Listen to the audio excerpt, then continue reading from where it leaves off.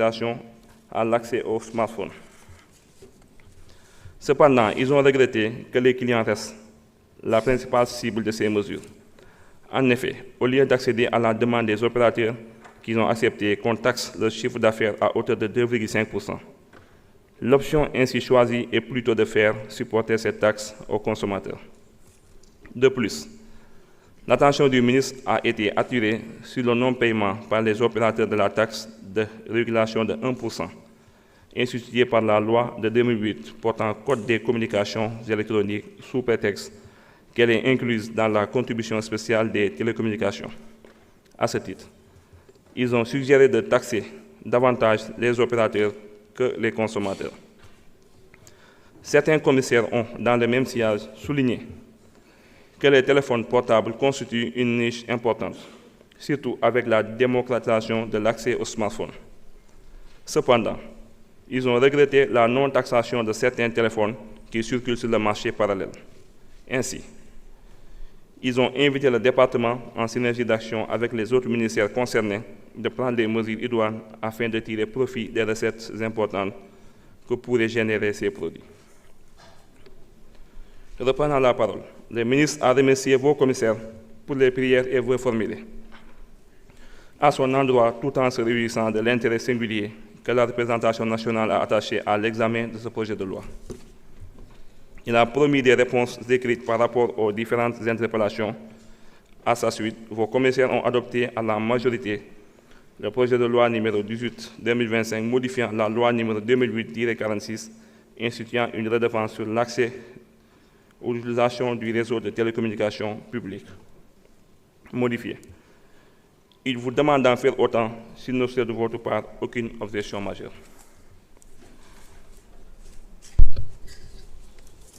Je vous remercie, Monsieur le rapporteur.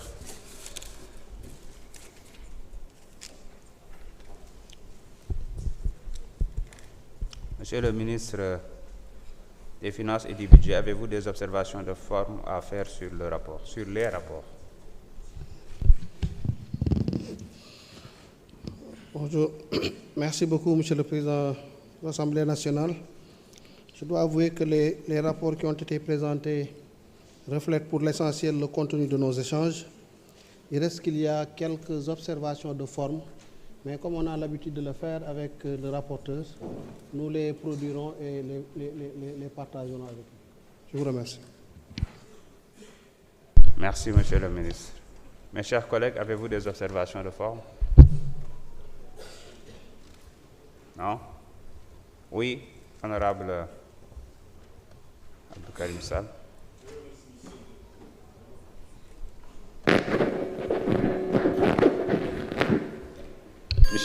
Monsieur le Président, dans le dernier rapport, vous parlez de la taxe de régulation de 1%, mais c'est plutôt 1,5%. Merci. Merci. Y a-t-il d'autres interventions? Monsieur le rapporteur.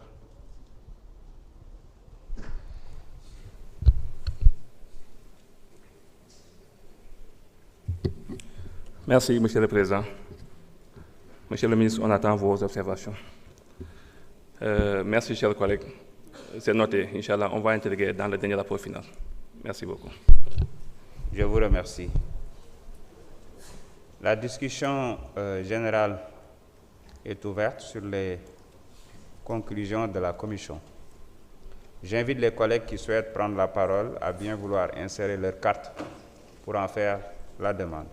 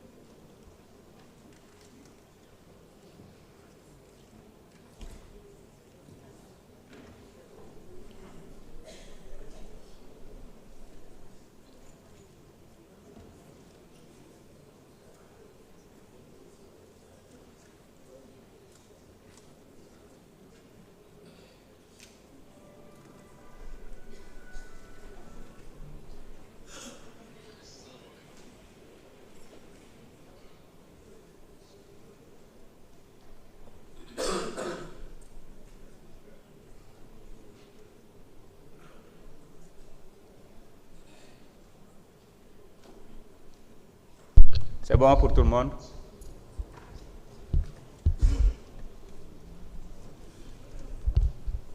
La liste des orateurs est close.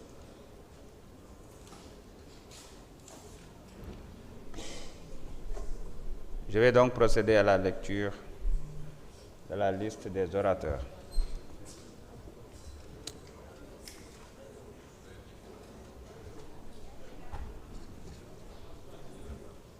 C'est qui?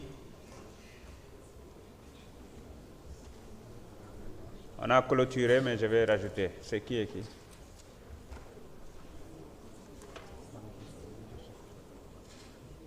C'est bon.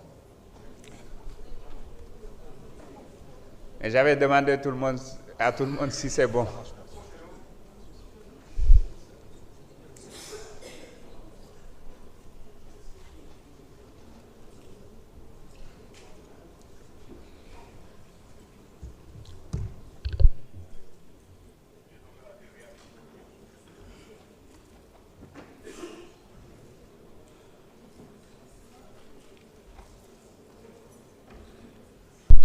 Man ngeen essayé waat demander la parole.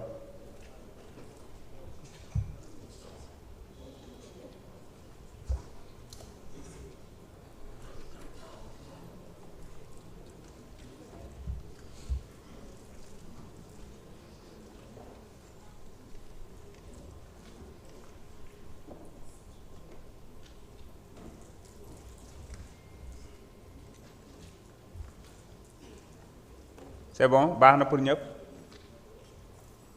waaw bi yoon nag moom tëj nañ ko.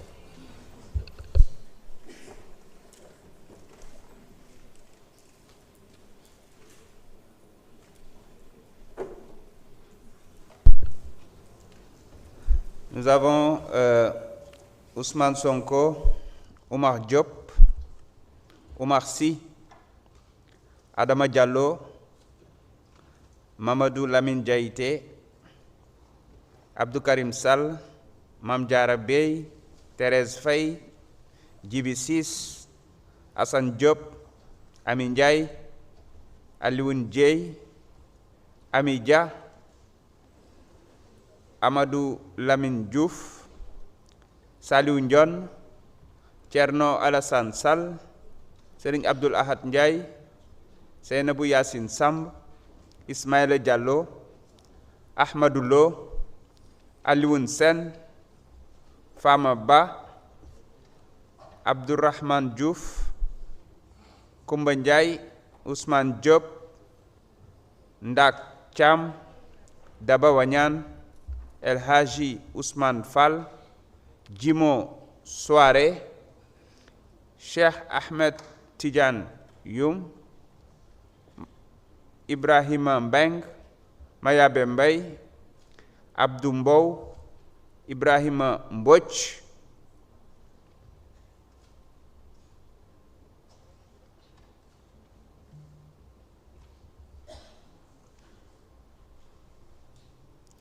Younoussa Sissoko, Abdoulaye Faye, Baran Fofana, Ramatoulaye Bodian, Tafsir Thioye,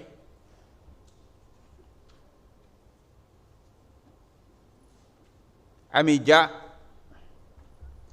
Cheikh Thioro Mbacké.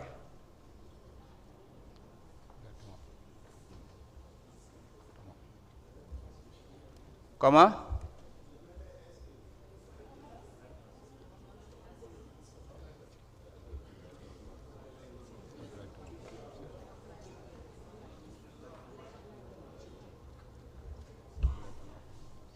Est-ce que tu vas capturer?